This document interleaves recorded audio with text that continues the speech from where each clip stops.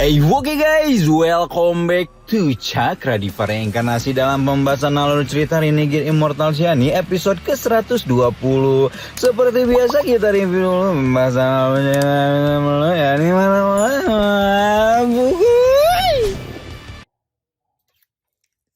Oke, setelah Wang Lin mendapatkan pencerahan dari momen malam bareng Gu Yundun, malam pun berlalu dan pagi hari tiba ketika arena kompetisi telah dipadati oleh khalayak ramai yang hendak menonton babak kedua perhelatan besar di tanah roh iblis tersebut. Beberapa hal tampak berbeda pada babak kedua kompetisi ini, termasuk salah satunya kehadiran langsung Panglima Langit atau Tian Sui yang membuat Panglima Bumi alias Di Sui cukup terkejut karena Panglima terkuat di antara mereka semua ini selalu menganggap kompetisi Akbar Jenderal Iblis sebagai permainan anak-anak. Tian Sui hanya berkata bahwa dia menerima perintah Kaisar dan membuat Di Sui semakin penasaran lagi apakah ada peserta yang menarik sampai Kaisar Iblis memerintahkan Tian Sui untuk hadir secara pribadi. Seolah semakin memperkuat pemikiran Di Sui, tiba-tiba saja Jin Wushu memasuki arena sampai mengatakan bahwa Kaisar Iblis mengubah aturan sebelum kemudian memanggil genderang perang iblis yang membuat semua orang terkejut berjamaah. Dalam beberapa saat sebuah drum raksasa dengan tekanan luar biasa jatuh dari langit, di mana drum yang disebut genderang perang iblis itu memancarkan aura iblis kuno yang begitu pekat dan hampir tidak bisa dilihat secara bebas oleh khalayak umum. Genderang iblis dikenal sebagai benda suci yang hanya bisa ditabuh ketika penobatan Panglima Iblis, dan hal itu jelas membuat para Panglima maupun Wakil Panglima semakin bertinyi-tinyi apakah ada orang yang menarik perhatian Kaisar Iblis dalam kompetisi ini atuh. Memahami kebingungan semua orang, Jin Wushu pun menjelaskan bahwa babak kedua akan membuat para peserta para asisten pertarungnya beradu untuk memukul genderang iblis, dan siapapun yang menepati 10 peringkat teratas akan lolos ke babak selanjutnya. Mo Lihai menjelaskan apa yang dia tahu tentang drum iblis serta tingkat kesulitan untuk membunyikannya. Dia semakin menyesali hasil pertarungan dengan Mo Fei karena andai saja bisa ikut berkompetisi, mungkin dia sudah bisa menyumbangkan 6 pukulan di babak kedua ini. Di Sui mengingat rekor Tian Sui yang berhasil membunyikan genderang iblis 15 kali, dan sementara para panglima berbincang, Jin Wushu sudah memanggil Yu Shen sebagai jenderal iblis pertama yang mengambil kesempatan. Seperti menunjukkan reputasinya sendiri, begitu Yu Shen membunyikan genderang iblis sekali, jenderal iblis itu segera mendapatkan serangan balik yang memaksanya meludahkan seteguk darah di depan mata semua orang. Meski demikian, Yu Shen tidak langsung menyerah dan langsung mengambil pukulan kedua, di mana semakin banyak pukulan maka semakin kuat juga serangan balik yang didapatkan. Yu Shen yang memahami bahwa serangan balik yang dia terima akan semakin kuat, segera melayangkan 2 pukulan sekaligus. Karena benar saja, setelah pukulan keempat mengenai genderang iblis, benda suci di tanah roh iblis itu langsung melepaskan gelombang lautan iblis yang tidak bisa dia mempertahankan kesadarannya lagi. Karena Yu Shen kehilangan kesadaran dan tidak memiliki asisten petarung untuk menambahkan jumlah pukulan, Jin Wushu pun mengumumkan bahwa jenderal iblis pertama ini berhasil membunyikan genderang iblis 4 kali sebelum kemudian memanggil jenderal iblis selanjutnya untuk mengambil kesempatan. Kompetisi dilanjutkan dan Wakil Panglima Huang alias Huang Fushui menilai peserta kompetisi tahun ini tidak ada yang menarik sebelum kemudian menoleh kepada Xuan Fushui yang masih mengunci pandangannya kepada Wang Lin. Huang Fushui masih tidak percaya dengan penilaian Xuan Fushui karena dia sudah menilai calon yang menurutnya lebih berpotensi untuk memenangkan kompetisi Jenderal Iblis.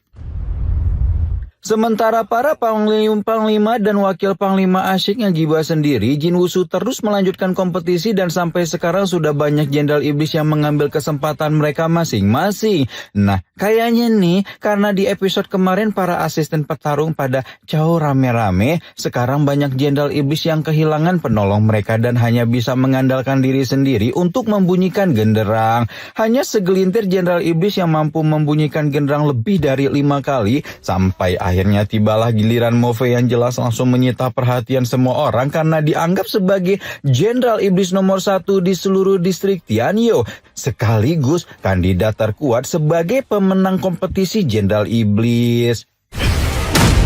Seperti membuktikan sendiri-sendirinya sendiri, reputasinya sendiri-sendiri. Sendiri-sendiri atuh. Morphe bahkan tidak mengalami serangan balik yang berarti pada pukulan pertamanya dan langsung melayangkan 5 pukulan lagi secara berturut-turut masih tanpa mendapatkan serangan balik yang berarti. Pada momentum ini bahkan Di Sui mengaku bahwa Morphe memang pantas menjadi wakil panglima. Begitu pula Mo Lihai yang mulai bertinggi-tinggi apakah Fei memang Jenderal Iblis yang lebih kuat dibanding dirinya. Namun masih belum puas membuat semua orang terkesan dengan kemampuannya, Morphe kembali melayangkan satu pukulan yang membuat ratusan prajurit iblis melesat keluar dari dalam drum. Dan kali ini harus Morphe akui bahwa dia mulai mendapatkan serangan balik yang menyulitkan. Karena serangan balik yang dia terima menjadi semakin tidak tertahankan, Morphe pun mengakhiri babak kedua dengan 8 pukulan yang mencengangkan.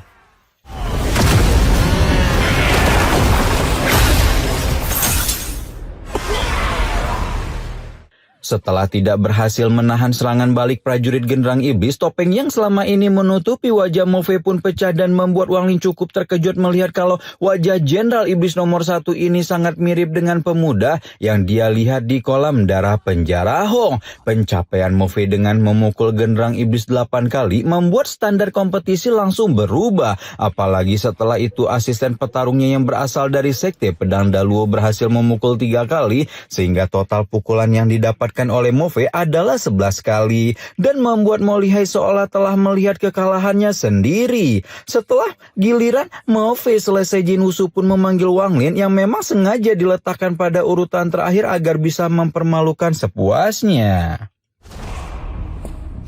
Jin Wushu menatap Wang Lin dengan senyuman sebelum kemudian menantang pemuda itu untuk membuat pertaruhan dengannya. Jin Wushu bertaruh kalau Wang Lin tidak akan bisa membunyikan genderang iblis 5 kali, di mana apabila Wang Lin melampaui pertaruhannya, maka dia akan secara pribadi meminta Kaisar Iblis untuk mengangkat kultivator luar itu sebagai Jenderal Iblis. Sementara apabila pemuda itu kalah, maka Wang Lin harus pergi dari distrik Tianyu. Wang Lin dengan santai berkata bahwa dia tidak perlu rekomendasi Jin Wushu, sebaliknya dia lebih senang untuk menjadikan tangan kepala pelayan kekaisaran itu sebagai pertaruhan. Jin Wushu tertawa julid ketika menilai Wang Lin terlalu jumawa atas kemampuannya dan bahkan menawarkan kedua tangannya kalau pemuda itu bisa memenangkan pertaruhan.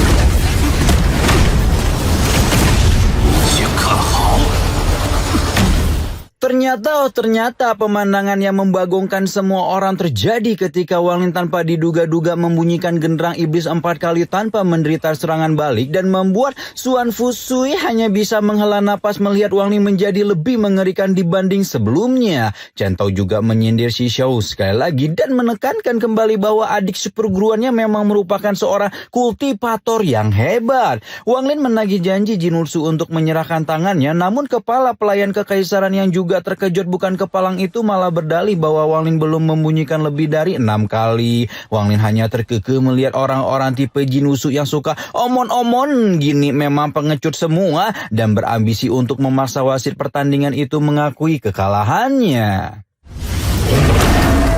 Wang Lin melepaskan pukulan lagi ke arah genderang iblis dan segera membuat 3.000 lebih segel kehidupan muncul untuk menahan gempuran serangan balik dari pusaka suci tanah roh iblis tersebut. Wang Lin membunyikan genderang iblis sekali lagi dan kali ini dengan mengubah 3.000 plus segel kehidupan itu berubah menjadi armor yang melindungi tubuhnya. Jin Wushu dengan panik berkata bahwa dia akan merekomendasikan Wang Lin kepada Kaisar Iblis. Namun Wang Lin hanya menjawab dengan dingin kalau yang menjadi taruhan adalah tangannya. Jin Wushu menunjukkan ekspresi gelap di wajahnya ketika melihat Wang Lin tidak menunjukkan tanda-tanda berhenti, seolah memang udah ngebet banget pengen moceng tangannya.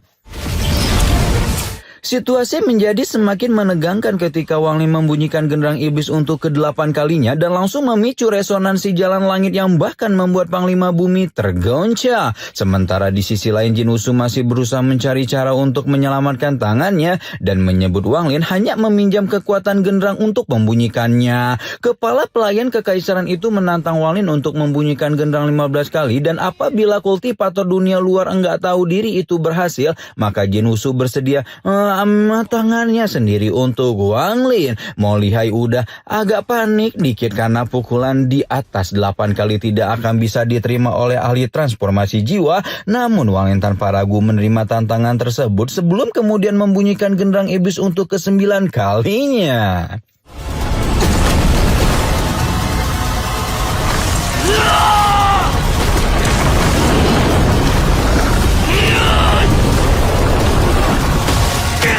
Nah, baru setelah membunyikan genderang iblis untuk ke-9 kalinya, Wang Lin dibuat terhempas mundur oleh serangan balik dan dipaksa meludahkan seteguk cairan merah yang membuat Jin Wushu auto kegirangan dalam hati, berpikir bahwa kultivator enggak tahu diri itu sudah mencapai batasnya. Namun tanpa mempedulikan pemikiran Jin Wushu yang merendahkannya, Wang Lin justru berdiri kembali tegak di atas arena sebelum kemudian melepaskan seluruh armor kehidupan yang melindungi tubuhnya. Tindakan Wang Lin jelas membuat semua orang terpana, namun orang yang menjadi pusat perhatian tahu bahwa genderang iblis bukanlah sebuah ujian, melainkan sebuah kesempatan untuk memperoleh pencerahan.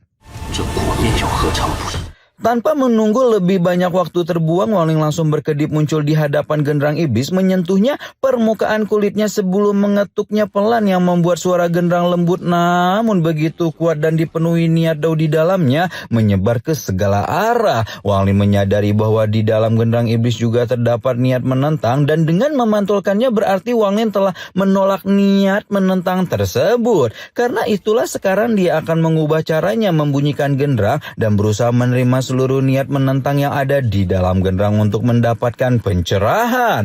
Sementara itu di perahu sitar, Gu Yundun menegak homer di tangannya dengan senyuman menyadari bahwa akhirnya Wang Lin mendapat pencerahan yang dia butuhkan.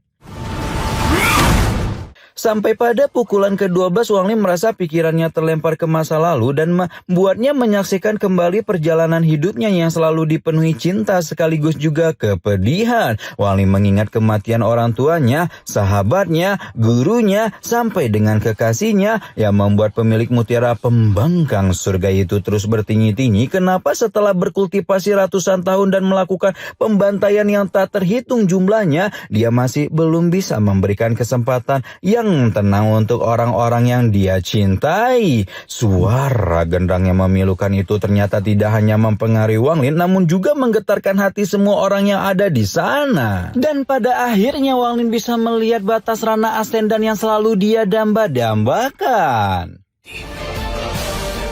Wang Lin merasakan aura luar biasa menyebar ketika melihat sebuah gerbang bercahaya yang dikelilingi oleh emas, di mana gerbang emas itu tidak salah lagi merupakan pintu masuk menuju Rana Ascendan. Wang Lin melarutkan dirinya ke dalam suara genderang lebih dalam dan seolah dapat merasakan pada setiap ujung suara kesedihan terdapat pencerahan yang menyempurnakan daunya, dan apabila dia benar-benar berhasil menyempurnakan dau tersebut, maka Rana Ascendan sudah ada di genggaman tangannya. Perasaan tidak sabar menyerbu ke dalam hati Wang Lin dan membuatnya segera memukul genderang 2 kali lagi yang membuat seluruh kesedihan yang dia rasakan seumur hidup seolah tercurahkan sepenuhnya. Wang Lin merasa pukulan ke-15 yang akan membuatnya benar-benar menerobos Rana Ascendan dan berpikir untuk segera melakukannya, tapi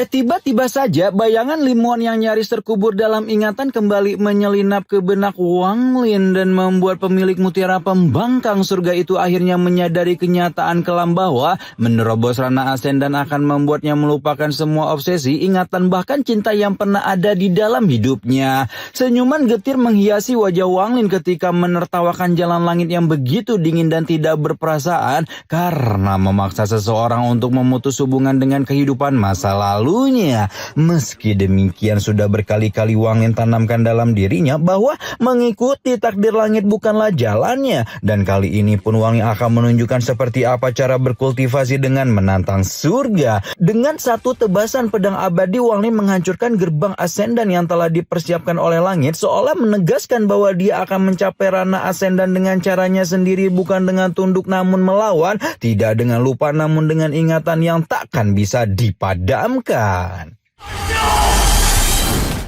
Laki banget, Wang Lin laki banget, sumpah sih laki banget lah. Udah gak ada lagi kalian kalau misal laki berarti kalian itu reinkarnasi Wang Lin. Kalau kalian boti, kalian reinkarnasi si Eta lah pokoknya.